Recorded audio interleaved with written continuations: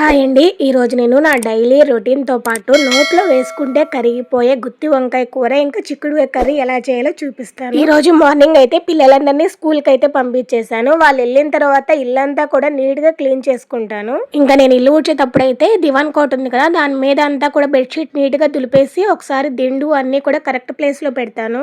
ఇంకా పక్కనే ఉన్న సోఫా మీద కూడా పిల్లలైతే డైలీ కూర్చొని హోంవర్క్ అవి చేస్తూ ఉంటారు కదా, షార్ప్‌నర్ చెక్కినవి అన్నీ కూడా డస్ట్ అంతా దాని మీదే వేస్తుంటారు. ఇంకా సోఫాని అయితే నీట్ గా దులిపేసేసి దిళ్ళు కూడా కరెక్ట్ గా ప్లేస్ లో అయితే సెట్ చేసేస్తాను. ఇంకా టీవీ దగ్గర కూడా ఏమైనా డస్ట్ అది ఉంది అంటే దాన్ని కూడా నీట్ గా క్లాత్ తో తుడిచేసేసి ఇంక ఇల్లంతా నీట్ గా ఊడ్చుకొని వస్తాను. ఇలా క్లీన్ చేసుకుంటే మన ఇంటికి ఎవరన్నా వచ్చినా గానీ ఇల్లు కూడా చూడడానికి నీట్ గా అయితే ఉంటుంది. ఇంకా ఈ రోజు లంచ్ లోకి అయితే చిక్కుడుకాయ ఫ్రై ఇంకా గుత్తి వంకాయ కర్రీ చేద్దాము అని చిక్కుడుకాయలు అయితే నీట్ గా క్లీన్ చేసుకుంటున్నాను.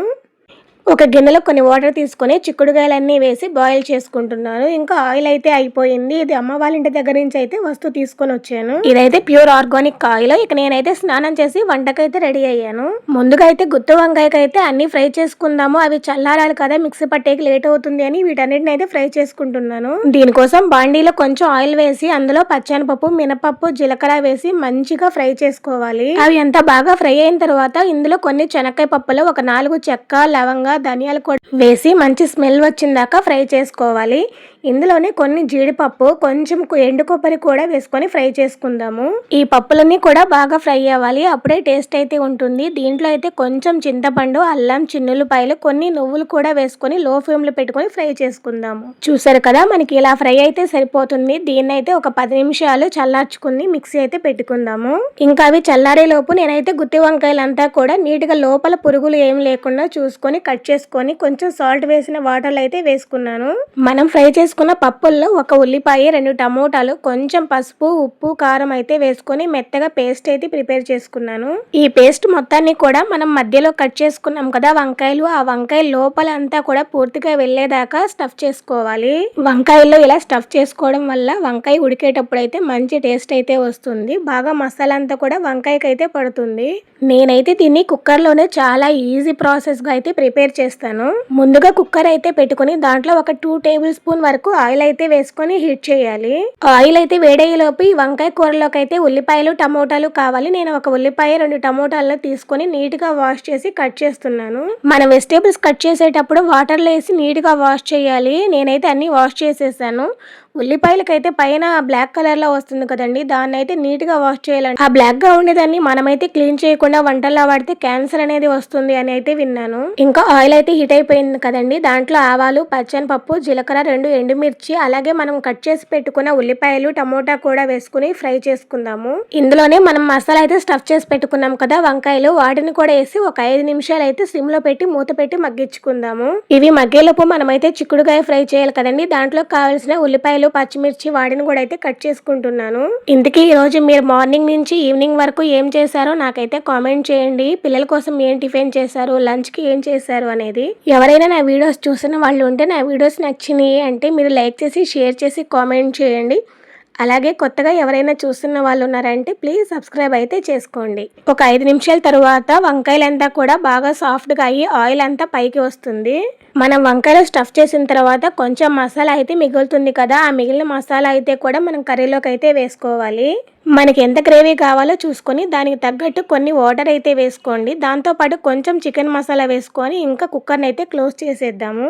మనకి ఒక్క విజిల్ వస్తే సరిపోతుందండి. ఎక్కువ విజిల్ వచ్చినా కానీ వంకాయ అంతా కూడా చిదురైపోతుంది. ఇంకా చిక్కుడుకాయ ఫ్రై కోసం అయితే గిన్నె అయితే పెట్టుకొని ఆయిల్ అయితే వేసాను. ఆయిల్ హీట్ అవ్వగానే ఆవాలు నూనెలో వేయగానే డాన్స్ వేయాలి. అప్పుడు మాత్రమే మనం పచ్చనిపప్పు, జీలకర్ర మిగిలినవన్నీ కూడా వేసుకోవాలి. ఇంకా ఇవైతే బాగా ఫ్రై అవుతున్నాయి. నా దగ్గర అల్లం వెల్లుల్లి పేస్ట్ అయితే లేదు, లేదంటే డైరెక్ట్ గా అదే వేస్తాను.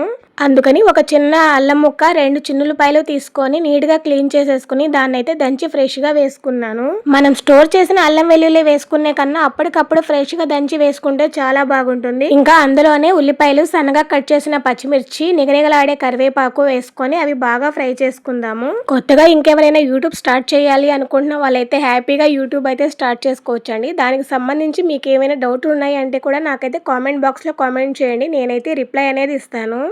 అంతేకాకుండా మీకు ఏదైనా వంటలు చేయాలి అంటే కూడా నాకైతే కామెంట్ చేయండి, నేనైతే ఎలా చేయాలో రెసిపీ అయితే పెడతాను. మనం బాండీలో వేసిన ఉల్లిపాయలు పచ్చిమిర్చి అయితే బాగా ఫ్రై అయిపోయాయి. దీంట్లోనే 1/2 స్పూన్ పసుపు వరకు వేసుకొని మనం ముందుగా బాయిల్ చేసిన చిక్కుడుకాయలు కూడా వేసుకుందాము. చిక్కుడుకాయలు అయితే బాగా ఫ్రై చేయవసరం లేదండి, ఎందుకంటే అవి ఆల్రెడీ మనం ఉడికించుకున్నాం కాబట్టి లైట్గా ఉడికించుకుంటే సరిపోతుంది.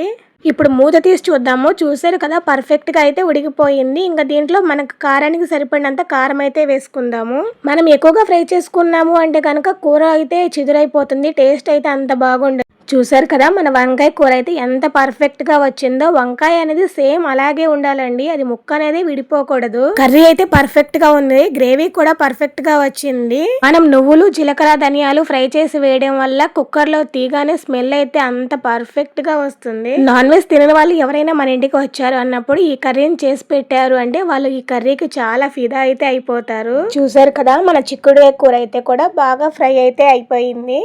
మీలో ఎంతమందికి గుత్తి వంకాయ కర్రీ ఇంకా చిక్కుడుకాయ ఫ్రై అంటే ఇష్టమో నాకైతే కామెంట్ చేయండి. మీరైతే ఈ కర్రీని ప్రిపేర్ చేయండి, ఎలా వచ్చిందో నాకైతే కామెంట్ సెక్షన్లో కామెంట్ చేయండి. ఈ గుత్తి వంకాయ కర్రీ అంటే మా ఇంట్లో చాలా ఇష్టము. ఇది చపాతీ, రోటీ, రైస్లోకి సూపర్గా ఉంటుంది. ఈ వీడియో కనుక నచ్చిందండి లైక్ చేయండి, షేర్ చేయండి, సబ్స్క్రైబ్ చేసుకోండి.